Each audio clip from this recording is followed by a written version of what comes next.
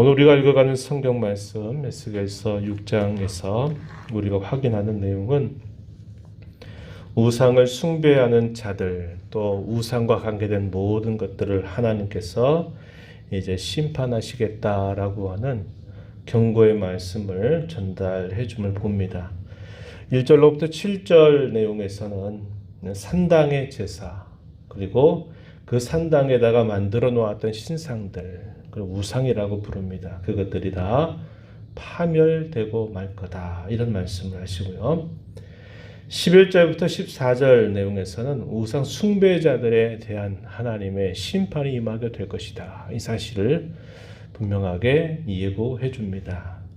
그리고 8절부터 10절 중간 부분에서는 그들에게 그런 심판이 임하게 될 때 뒤늦게라도 깨닫고 또 하나님을 찾고 회개하는 자들이 있게 될 것이다. 그래서 소위 남은 자 사상, 구약시 성경의 마지막 부분에 보게 되면은 징계와 심판들 가운데서 남아서 하나님을 찾고 의지하고 하나님을 바라고 또 하나님을 신실하게 구하는 자들, 이런 자들을 두고 남은 자들이다, 신실한 자들이다 이렇게 부르는데요.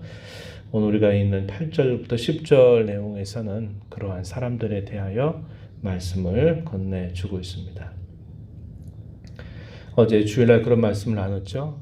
어떤 상황이 닥치고 나서도 깨닫지 못하고 전혀 분별하지 못하고 엉뚱한 일들을 하고 있는 사람들이 있는가 하면 뒤늦게라도 이런 일이 있게 될 거라고 말씀하셨는데 그런 일로 인해서 이렇게 된 거구나 하는 것을 깨닫고 하나님을 찾고 돌이키는 사람이 있다.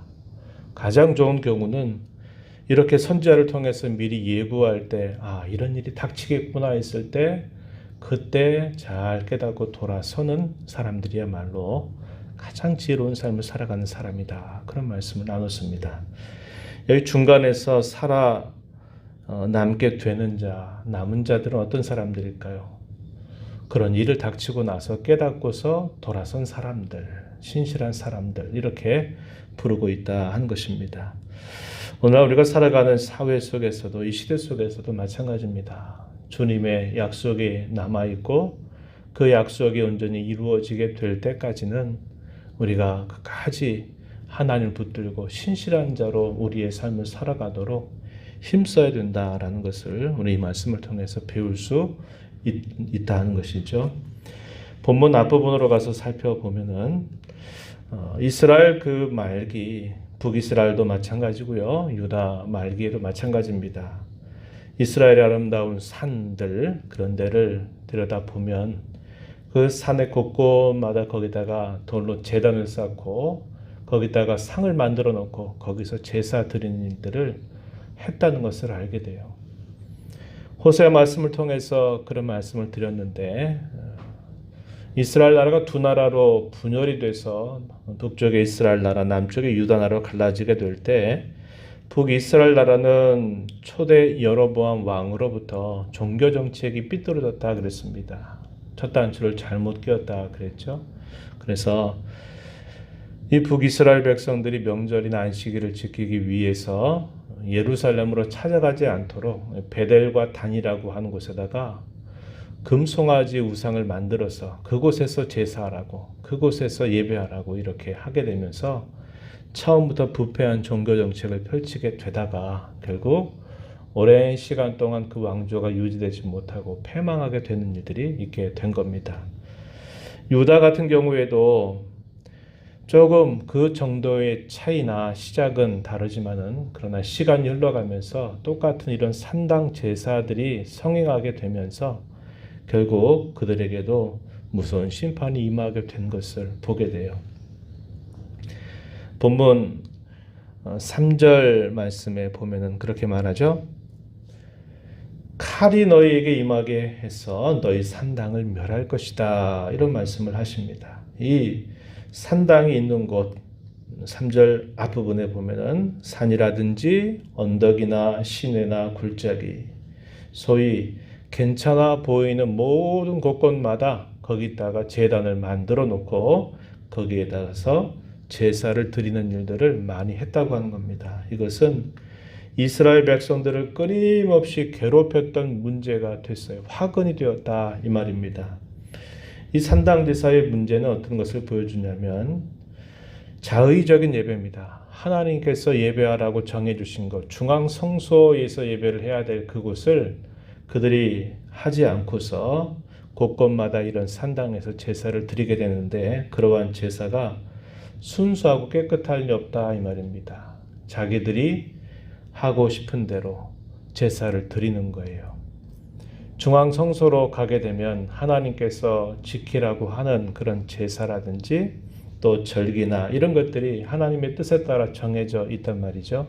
그러나 이런 산당 제사들은 이교도들, 이방 종교들이 한 것과 섞이게 되면서 그것이 순수할 수가 없다 이 말입니다. 그리고 그것은 혼합되어 있는 거죠. 그리고 그것은 이교도 예배에 거의 흡사하게 닮아가는 형태로 변질이 될 수밖에 없다 이 말이죠. 그래서 이렇게 됨으로써 결국 그것이 그들에게 하나님 앞에 죄를 범하는 원인이 되었고, 이것이 결국 그들의 종교를 부패하게 만들고, 종교적인 부패는 그들의 삶의 부패, 정치적인 부패까지 다 영향을 미쳐서 결국 북이스라엘의 말기라든지 유다 말기에는 어떤 일이 생겨났습니까? 그들이 모든 면에 있어서 다 부패가 심각하게 드러나게 됐단 말이죠. 그래서 하나님이 그들을 정화하고 새롭게 하시기 위해서는 그들이 사는 삶의 환경 전체를 다 뒤집어 엎어버려야만 되는 정도로 심각한 상황에 처해지게 됐다는 것을 우리는 알게 됩니다. 이러한 산당의 제사에 대해 하나님이 엄숙하게 경고의 메시지를 전달하시죠.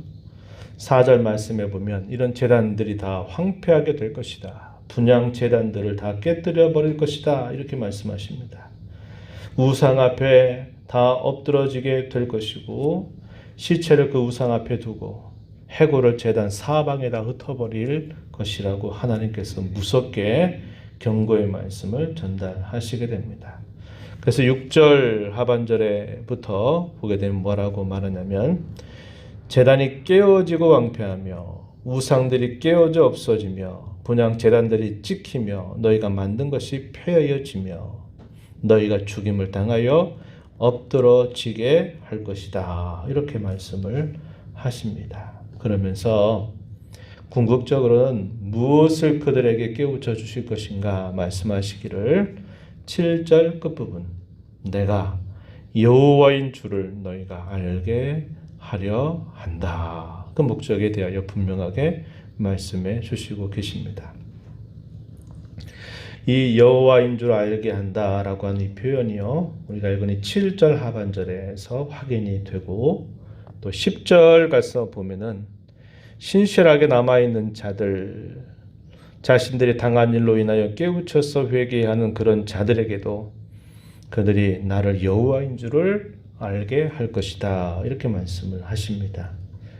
13절과 14절, 우상을 숭배하는 모든 자들을 하나님이 심판하신다라고 하는 경고의 메시지를 전달하고, 최종적으로 그들에게 무엇을 깨우치실 것인가 라고 하실 때에도 13절 끝부분에 보면은 내가 여호와인 줄을 너희가 알게 될 것이다. 이렇게 말씀하죠. 14절 끝에서도 내가 여호와인 줄을 그들이 알게 될 것이다. 이렇게 말씀을 하십니다. 그래서 오늘 우리가 읽은 본문 속에 하나님이 행하시는 모든 이 엄숙한 경고가 별것 아닌 것처럼 그냥 지나갈 일로 여기지 말 것을 그들에게 말씀하시고, 나는 반드시 내가 말한 대로 그렇게 행할 자임을 너희는 분명히 깨닫게 될 것이다. 이렇게 말씀을 하십니다.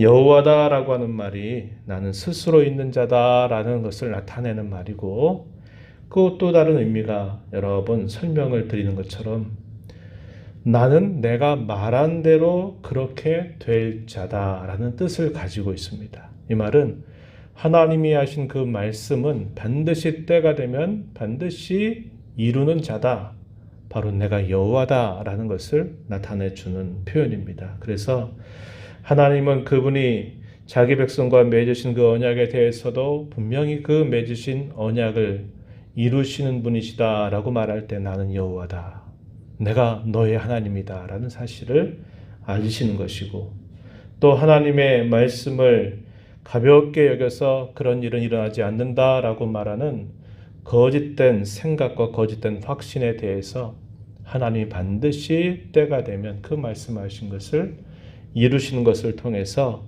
하나님이 여호와이신 줄을 분명히 보여주실 것이다, 이렇게 말씀을 하고 있는 것입니다. 후반부에 보게 되면은 하나님께서 에스겔에게 이렇게 말씀을 하셔요. 11절에 보면은 손뼉을 치고 발을 구르며 말하라, 이렇게 말합니다.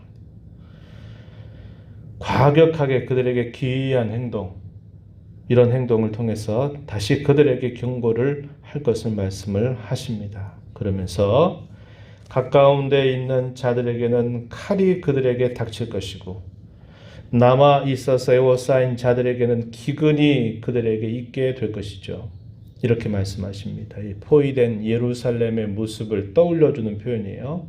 먼 데 있는 자들에게는 전염병으로 그들을 칠 것을 말씀을 하십니다. 그래서 가까운 데 있던 예루살렘 성 안에 있든 아니면 먼 데 있는 사람이든 다 하나님의 이 무서운 심판에서 피할 자가 없다라는 사실을 강조하고 계십니다. 그들이 살던 모든 것이 황량하게 될 것이고 황폐하게 될 것이고 마치 사막처럼 바뀌어버리게 될 것이다, 이런 말씀을 하나님이 하시면서 그때가 되면 너희가 바로 나를 여호와인 줄을 알게 될 것이다, 이런 말씀을 하시게 됩니다. 희망적인 메시지는 8절부터 10절에 표현이 되어 있어요. 여기 아까 말씀드렸던 것처럼 그들이 이런 무서운 징계를 받게 되면서 흩어져 있는 이방인들 가운데서 남아있는 자들이 있을 것이다, 신실한 자들이 있을 것이다, 이렇게 말씀을 하십니다.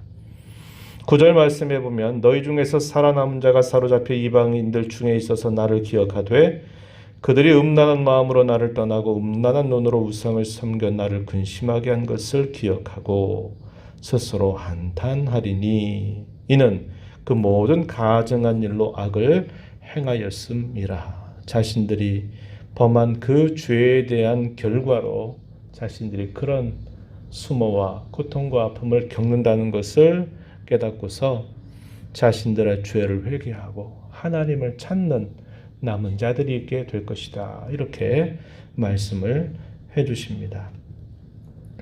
오늘 저와 여러분이 이 말씀을 보면서 우리 하나님은 말씀하신 대로 반드시 이루시는 분이다 라는 사실을 다시 한번 기억하고, 시대가 어려워지고 말세의 끝자락을 향해서 나아가고 있는 저와 여러분이 신실한 자로 하나님을 끝까지 붙드는 자로 살아가기를 결심해야 합니다. 그리고 반드시 약속하신 그 약속을 하나님은 이루실 줄을 우리가 분명히 믿고 오늘을 그 약속을 바라보면서 오늘을 하나님을 찾는 자로, 하나님만 섬기겠다고 다짐하는 자로 날마다 우리의 마음을 고쳐 섬겨 살아가는 일에 힘을 기울여야 한다고 하는 겁니다. 말세의 끝자락입니다. 주님이 언제 오실런지 알지 못해요. 그러나 분명히 오실 겁니다.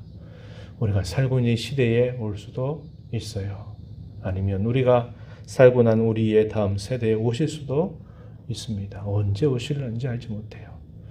오셨을 때 주님 우리에게 약속하셨던 영광스러운 모든 약속을 다 이루시게 될 겁니다. 그 약속을 부여잡고 우리에게 말씀하신 하나님은 반드시 그 약속을 실행하시는 여호와 하나님이신 줄을 알고 남은 자, 신실한 자로 하나님을 섬기기를 기도하면서 또 이 하루 이 한 주간 힘써 살아가는 저와 여러분이 되기를 진심으로 바랍니다. 하나님 아버지, 오늘도 이 새벽을 열어주셔서 생명 주시고 업 주신 아버지 앞에 나와서 찬양과 경배를 드리게 하시고 옛적에 이스라엘 백성들에게 주셨던 그 말씀이 오늘을 살아가는 저희에게 주신 하나님의 음성인 줄 또다시 살펴가게 하신 것을 감사드립니다. 하나님은 여호와라고 하는 이름으로 그 백성들에게 알리셨습니다. 나는 내가 말한 대로 그렇게 될 자다라는 뜻을 가지고 하나님 말씀하신 대로 반드시 이루시는 분인데 재앙을 예고하고 심판을 예고하면 반드시 그 심판이 이루어질 것이고 또 구원을 말씀하시고 약속하실 때 그것이 반드시 또한 때가 되면 이루시는 분이신 줄 분명하게 말씀하여 주십니다. 오늘 우리가 섬기는 하나님만이 참 하나님이신 줄 알고 저희들에게 주신 약속이 한 가지 남아 있는데 주께서 다시 오시리라고 하신 이 약속을 붙들고 끝까지 신실하게 남은 자와 같이 하나님을 섬겨가는 저희들의 신앙의 걸음이 되도록 보살피시고 인도하여 주시옵소서. 이 한 주간 또한 무더운 날씨 또 감염의 위협을 저희가 느끼면서 또 힘겹게 또 우리의 걸음을 내딛게 될 것입니다. 주께서 지혜를 주시고 힘을 주셔서 잘 감당하고 극복하고 이겨나가는 저희 모두가 되게 해주시기를 바랍니다. 은혜의 보좌 앞에 나와서 아버지의 은혜를 구하는 모든 심령들의 간구에 귀 기울여 주시고 응답하여 주시기를 바라며 귀하신 예수님 이름으로 기도하옵나이다. 아멘.